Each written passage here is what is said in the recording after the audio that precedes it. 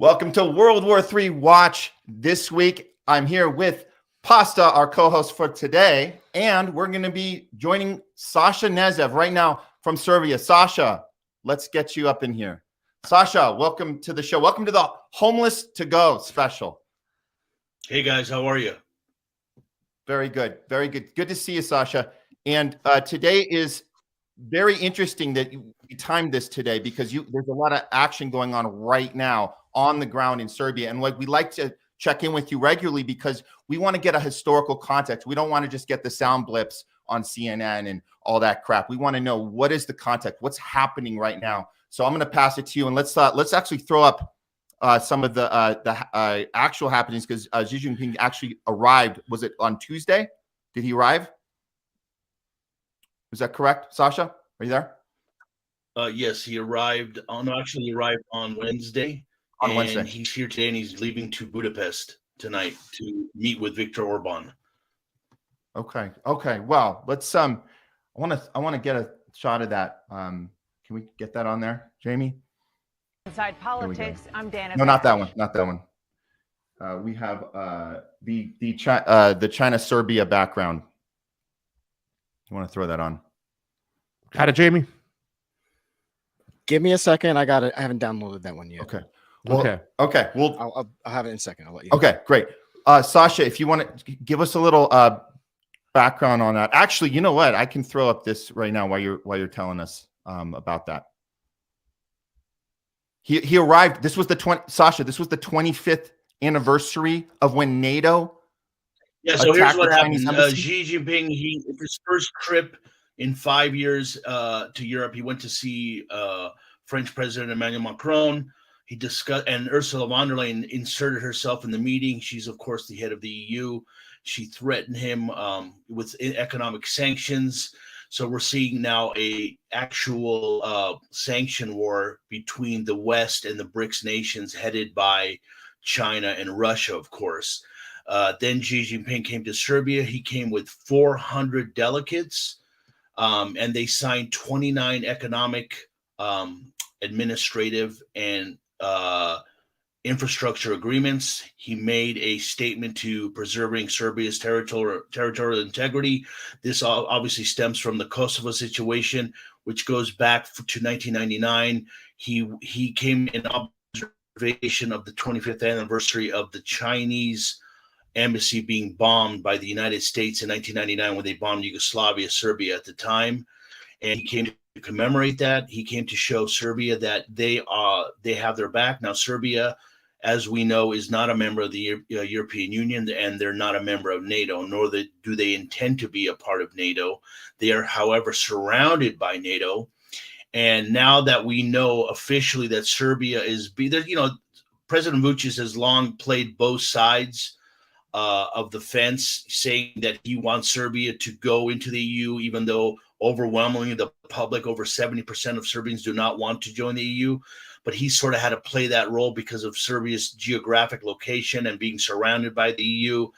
And now with their official invitation to be an observer at the next BRICS summit in Russia in October, with Vučić attending, it's pretty much clear that Serbia is pivoting eastward. And the word I'm hearing is by 2025, they will be officially invited, not just in observer status, but to join BRICS. And that would be very significant considering that they would be the first European nation. But don't be surprised if Hungary is also the next in line, as Xi is proceeding to go to meet Orban in Hungary after Serbia. You know, Sasha, I'm wondering right now what China's new role is, because it seems like, I don't want to use the term low-hanging fruit, but he seems to be going to the potential BRICS allies right away, and he's trying to cement this new China role. I mean, we saw with Blinken and Janet Yellen, Janet Yellen went to show Xi Jinping that she can now use chopsticks. I mean, literally, this is the stuff they're printing in the American mainstream news, that Janet Yellen learned how to use chopsticks to impress Xi Jinping. But there was a different tone and rhetoric and narrative from China. And it seems to be a result of what we're seeing in the Ukraine-Russia situation. We see the antagonizing of the United States with Taiwan. But he had said that Taiwan is a red line and that United States should be aware, pretty much point blank. We all saw the clip of him asking his Xi Jinping asking his assistant, how long is Blinken going to be here? One more night. And then he leaves. And he was like, good, get out of here. Is this China cementing their new role? I don't want to look, like I said, I don't want to use the term low-hanging fruit, but he's going to what seems to be the alliances that could be made between China and Russia and these smaller countries like Hungary, like Serbia, who are not part of NATO, who are not part of the EU. Is this something new that you're seeing here? It's a good question, Craig. So we have to put it into context. So Janet Yellen the first part of the question went to China to essentially beg them to still buy treasuries because of the state of the United States economy. I mean, that's number one. But regarding Xi and China's role, now what happened was China prior to Xi, China had I hate to use the word a deep state, which Trump uses a lot, and a lot of people use, whatever you want to call it. It's internal, deep state. It's globalist faction, which is our entire Congress is subsumed by, in European Union. They had that, and it was primarily a Shanghai crew in the South, and they were the business. It was like a business clique, and it was also an element of the Chinese Youth Party. And they were the globalist faction that worked with the WEF, and they also worked with the West. And that's when the West loved China because they wanted to model everything on China. That was prior to Xi coming in. Xi had more of a sovereigntist China playing in a multi-polar world, is what the BRICS is marketing themselves as, not a unipolar world, a rules-based order where the United States and the collective West make the rules and everybody follows them. Since then, Xi Jinping has arrested and he's gotten rid of a lot of those people from the inside. He's walked away from the World Economic Forum just as Putin has. And let's remember, all these people, the United States official policy with China is that they recognize, with Taiwan, is that they recognize it as a part of the one China policy. That's it. They recognize Taiwan as part of China, yet they are trying to do the exact same thing as they're doing in Ukraine, is to start a proxy war, and they want to stop the Belt and Road Initiative. And I want to remind people, because I know people on the left are, they love hating Russia and want to start war with Russia, and the right is the same with China. China has not been in a war since 1979. It was a very, very brief period against Vietnam. Yeah. They don't attack, okay? And it's not, they don't have a history. Now, that doesn't mean that they went some time. I mean, at the end of the day, it is politics, perhaps in 20 years, but the policy of BRICS is not that. When China goes to a country, they don't have ideological concessions. In other words, when the United States comes in and they want to do business with you, they're going to give you a high interest loan, and you're going to have to give ideological concessions to get that loan. You're going to have to promote wokeism, censorship, blah, blah, blah. The Chinese don't do that. The Russians don't do that. I mean, look at Africa. What has the United States done for Africa? Look at their infrastructure and living conditions over the last 50 years. China has built ports. The Russians have built nuclear reactors. And this is the situation we're in right now, where we have somebody, if you look at price purchasing parity, PPP, China is the biggest economy in the world, not nominal GDP, where we still have the US. So this is what's going on. And I also want to say that the Chinese are very slow, and they calculate, they look at things long term. We look at things in the West, we're used to looking at things at short term, quarterly, annually. The Chinese and the Russians, but especially the Chinese, look in long term. And I want to remind your listeners that in 1972, when Kissinger went to China and he met with the deputy, the first premier of Mao, his name was Zhou Enlai, and Kissinger asked the first deputy Enlai, he said, "So, what do you think of the French Revolution?" And his response was, Enlai's response was, "It's too early to tell." So that just goes to show you how the Chinese think. Yeah. So, Sasha, this is a conversation we've been having every week on our show, trying to get the people here in the U.S. a little more in that mindset that you're talking about, where we can step outside of our fear, the right's fear of China, the left's fear of Russia, and start looking at things a little more like they do in the East. They have a little more, like you said, patience. They look a little bit further ahead. Can I ask you this, though? What is the sentiment right now in Serbia? Do you feel that you're getting just as much of that, I don't know, this fear porn coming from left and right out there that we get here? What's your take on that? Or are they a little further along as far as understanding the complexities and the landscape? Well, Serbia was bombed in 1999, and they bombed the entire country. They bombed children's hospitals, schools, infrastructure, civilian. I mean, everything they told you is a lie. Everything they accuse Russia of. It's basically what Israel's doing. They literally were dumping depleted uranium on civilians, killing, bombing children's hospitals, bombing media centers, bombing schools. This is all fact. Everybody here knows somebody that was affected by the bombing.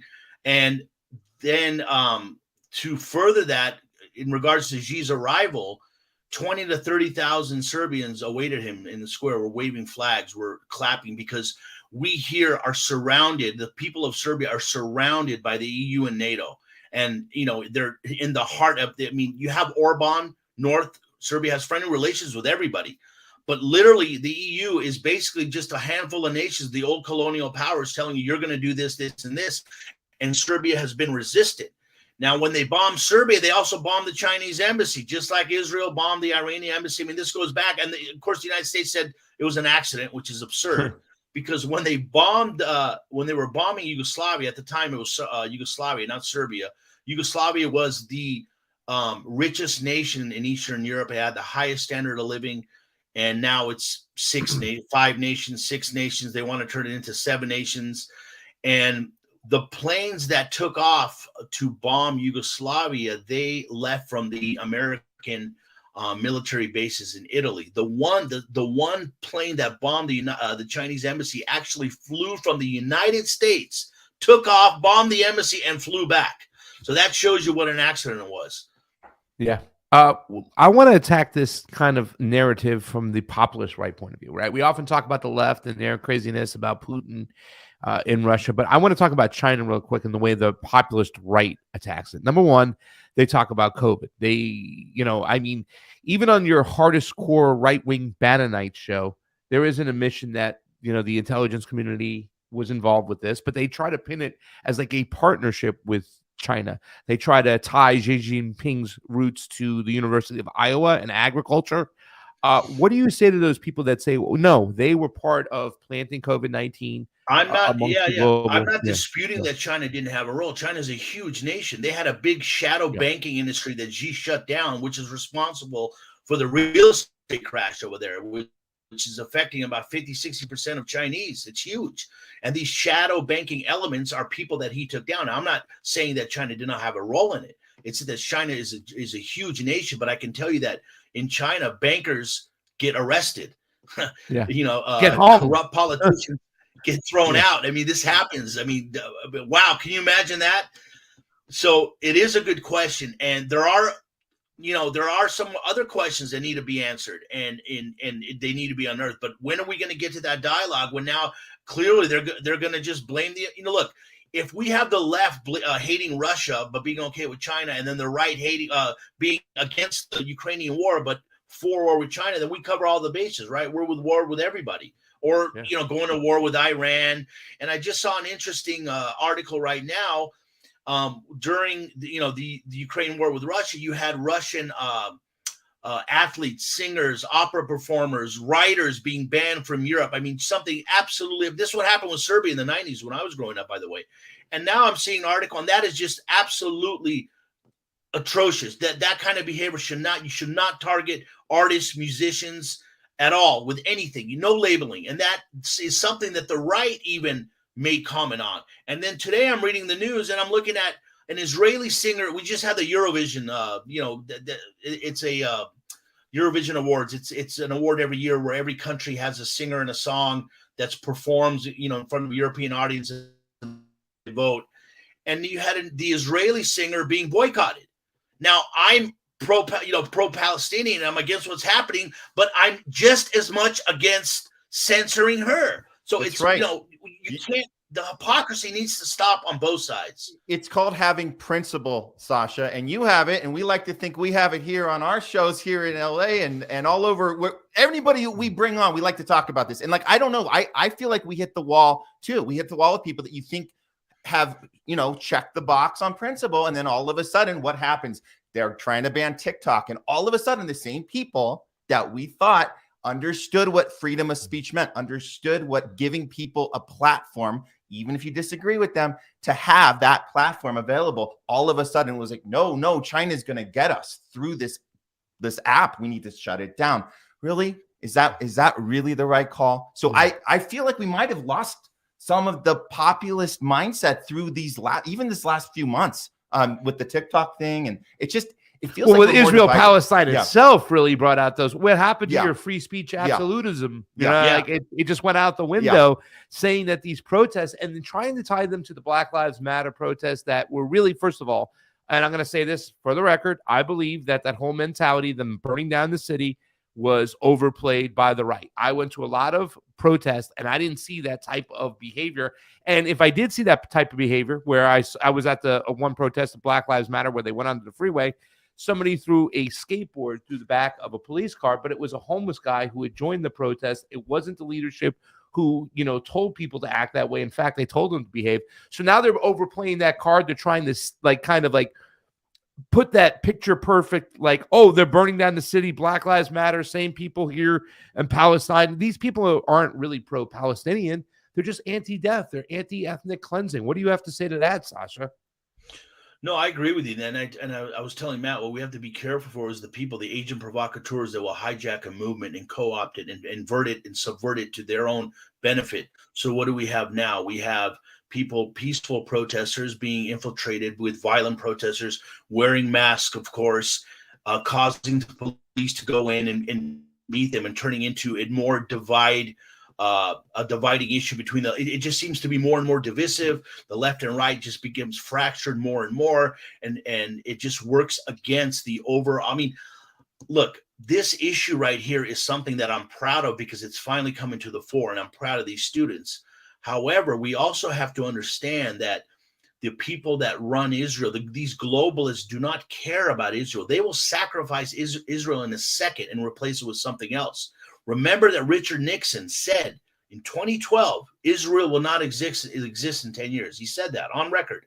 And we're 12 years later, and they will replace it with something else. Just like over here in the Balkans, we have Kosovo, a quasi-state that's run by NATO and KFOR and the United Nations. We have high representatives in Bosnia that where the two provinces that constitute Bosnia, the one half, the Muslim Croat Federation and the Republic of Srpska, have no autonomy. They have a high representative unelected from Germany that comes in and tells them what to do. This is what they will do to Israel. Israel is something that is expendable, and you have people on both sides that are, they're going to exploit these radical Zionists too. They were placed there too. I mean, when Israel was created, it was created as a colonial state by the British in the wake of the fall of the Ottoman Empire. With the Balfour Declaration, we talked about this, Matt, with the Sykes-Picot, which was basically the British saying that they had the right to draw the maps of the Middle East after the Ottomans fell and to create Israel illegally. And then also, let's not forget that one of the main reasons is that the British wanted to do that was to get control of the Suez Canal. It's not just the military industrial complex, which plays a huge role in stirring conflict nonstop in the Middle East. The Suez Canal represents about 12% of global trade. It's imperative to the British maritime rule, that empire that the United States inherited. And they went so far as in 1956 when Nasser, the president of Egypt, nationalized it rightfully because it's theirs, that they started all the war. I mean, remember the Yom Kippur War? Every war they started was to get that, the 6-Day War was to get that the Suez Canal back. And in 1967, I don't know if you guys know about the USS Liberty, when Israel. I know about the USS Liberty, yes. Right. That was supposed to be a false flag so the United States could invade Egypt, again, to get the Suez Canal. And then Nasser died in 1970, and he had a heart attack. Most people say that he was poisoned. He was 52 years old, and his successor, Anwar Sadat, all of a sudden started signing all these peace deals with the West, and against the wishes of the Arab League. And then so this goes back and back, and it has to do with trade routes, maritime supremacy. It has to do with geography. It has to do with a stirring constant Arab conflict between the Shiites, the Sunnis, the Arabs and the Persians, the Turks. There's so much more to this conflict than just Zionism. Zionism is the the foothold for the collective West. And yes, there are radical Zionists, but we have to get to the bottom, because they're expendable. They'll throw them out in a second and replace them with somebody else. I think it's an important part that he brought up too as well. It's about resource extraction, right? We know this is not just about the military industrial complex going in there and spending so much money to blow it up. It's what happens after. Who controls all this maritime travel? Who controls the routes? When we look at Yemen, right? We look at Socotra. We look at like that just south an island that was controlled by the Yemenis for so long. It's now has Israeli a base over there. And that's about controlling the waterways. This is about also, putting a thorn, everything. In the Belt and Road Initiative, like you've talked about. So this is about, and I see this in Latin America. They go on in, the military spends so much money blowing stuff up, operations, comes out of the taxpayer's dollar. Then they extract the resources for pennies on the dollar, whether it be in Latin America, whether it be in the Congo, right? We have what's going on in Haiti right now with the iridium in the mountains. While it's so destabilized, all these Western corporations are just extracting the money out of there.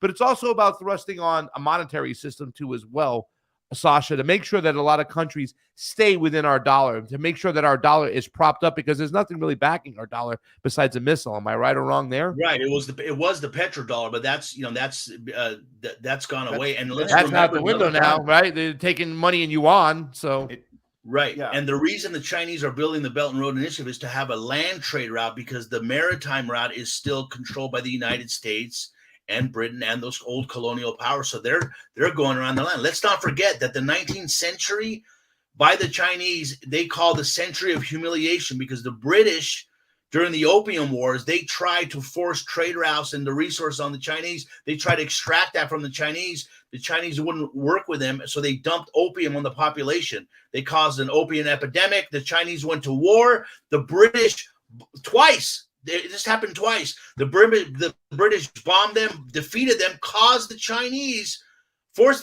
to pay reparations for that. And they call it the century of humiliation, which is how the British got Hong Kong and established those routes and those banking financial interests in Singapore and and along the South Pacific. As we speak in Myanmar, as we speak, the government is fighting off rebels that are trying to attack the trade routes and the pipelines with the Chinese, and they're funded by take a wild guess who's funding them. I mean, it's much more. This is global. Is it the NED? Is it one of those, or is it who's funding that? Well, it's the United States that's funding it, obviously, and you have, even in Pakistan, where they're trying to build pipelines, you have engineers being killed and blown up, by rebels. There are always some rebel faction that's funded by, right here in the Balkans. We have in Albania the MEK, which is a separatist group in Iran. They're trained here by the West, here in the Southeast Balkans. It's just constant divide and conquer rule, and it's global. But it is coming to a head. They're running out of money, and the world has somebody now like Russia and China that they're going to pivot to. Listen, I have to circle back to the Serbia perspective. That's where, just so people, they're joining us right now. Sasha Knezev is coming to us live from Serbia right now. And a lot of you guys may or may not have ever been there. I'll tell you this, and this was a huge eye opener, and this kind of full circles us to today. And even having you guys with me, the three of us talking, I've been actually looking forward to this a long time, I have to say, because you guys, like, just having this thoughtful conversation, it comes from a place of caring about historical context, caring about where we came from, not just about today's headline. And I'm going to tell people that don't know this, that follow you, Pasta, we've talked about this, me and Sasha, how the eye-opening moment for me, summer of 2020, everybody here was living out of fear. We'll talk about fear. Fear controls everything. Fear controls our thoughts, where we think, the decisions we make. And that summer, particularly for me, to get on a plane and come out and see you, Sasha, and see how the environment was so different in a country I didn't realize. You gave me the backstory. You said, hey, we're not part of the EU here. We are independent. We can look at the world a little differently. We're not controlled by an empire here so much. And then you showed me the historical landmarks where they left the buildings up that Clinton bombed in 1998. They're still up. And you have people that live there that understand what war means, understand what it's like to lose millions of people. Here, we have no idea what that means. Yeah. And so when we go into something like COVID, or we go into something like the Ukraine war, and then now, this, the genocide that's happening right now in Gaza, if you go at it in the historical context, you can step back and look at it and not make decisions out of fear, but just out of using basic critical thinking skills.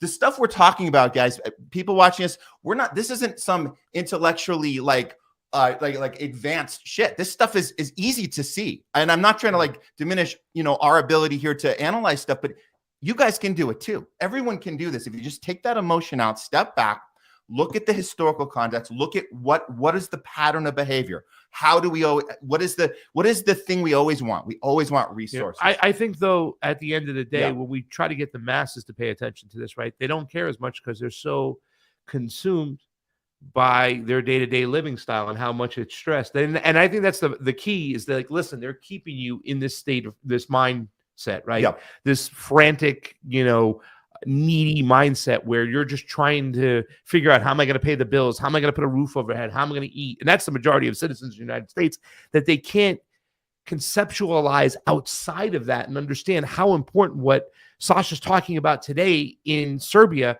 with Xi Jinping, why he's there, how important that is. They can't even grasp that because they're struggling within their own, lifestyle to try to make things work, Sasha.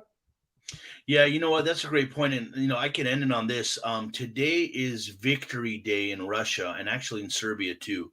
Now, it's every year since World War II, the Russians celebrate Victory Day. Why? Because they lost in excess of 20 million people. Okay? That's a low number, right? They have some numbers up to 40, I heard. It's a low one. Some estimate high. They don't call it World War II. They call it the Great Patriotic War. And if you go to the museum, the Great Patriotic War in St. Petersburg, where they show you the casualties, the deaths, if you walk up to one of the people, the administrators there, and you ask them, well, what is the total amount? They'll tell you, we don't know. We're still counting. I took my wife to a local museum here where my grandfather fought in one of the bloodiest battles in World War II that you will never hear about.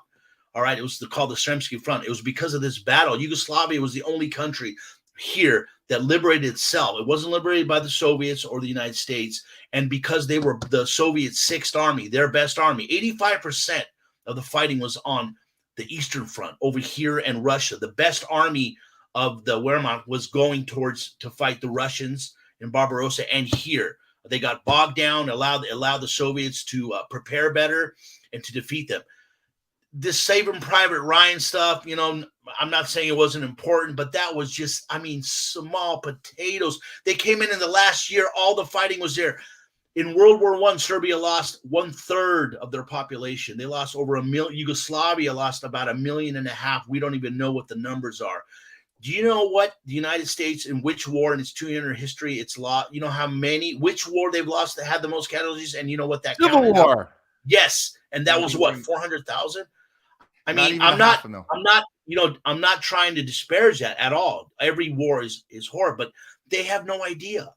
And I was talking to a friend of mine, interestingly, everybody here has been in some type of war. Everybody, if I walk down my neighborhood, everybody going back from the 90s to World War II, World War I, the Balkan Wars, the Turks, same thing. It's not just Serbia. It's this entire area going to Russia. And I was talking to a friend of mine. I never saw any of the people that I know that fought, or my fathers or anybody, have any medal or wear some hat that says veteran of this war. It's like it's commodified in the U.S. at the point where they don't even know. They have no idea. It's not Iraq. It's not defenseless nations. A peer-to-peer opponent like Russia is something the United States will never ever do, because the casualty rate will be like nothing they've ever seen since World War II. Yeah, I think that's the whole thing, Sasha. You know, it's the programming. It goes deep. I said it on another show I was on today, that they teach us for quite some time that when we go around the world doing stuff, we're going around like Captain America, fighting for human rights and democracy. But it's always defenseless nations, you know. And now with Russia and China, it just. I was reading the casualty rates if the United States went to war. And look, if Russia went in Mexico and tried to attack the United States, which they would never do, it'd be the same thing, but they wouldn't do something stupid. Come on. The Russians fought Genghis Khan. They've defeated Napoleon, Hitler. You're going to come in their backyard. The casualty rates would be something so awful. The United States, it'd be 3,000 to 4,000 U.S. soldiers a week. So they won't do it. So what do? They push them to the Ukrainians to die to the last Ukrainian, which is in excess of now 500,000 to 600,000 people. That's almost, we're going to the point, if in this 2 to 3 year war, you'll have more casualties in Ukraine than you had in the United States in all their wars combined. Average age for the frontline soldier for Ukraine is now 43 years old. They've wiped out a whole younger generation. Yes. But you know what, Sasha? We're glad that you're not wiped out and you're here with us talking on the homeless. They haven't bombed us yet again. Show. Thank you, Sasha, for your insight as always. We appreciate your perspective. And 888 Films, I want to say, out in Serbia, there's an opportunity right now to have entertainment projects be moved to this place that seems to be going in that direction. So we're us out here in Hollywood. We're looking in your direction. We might be joining you soon for a few projects. So you got it, guys. Keep doing the good work. Awesome. Thank you so much, Sasha. Thank you, See you next time.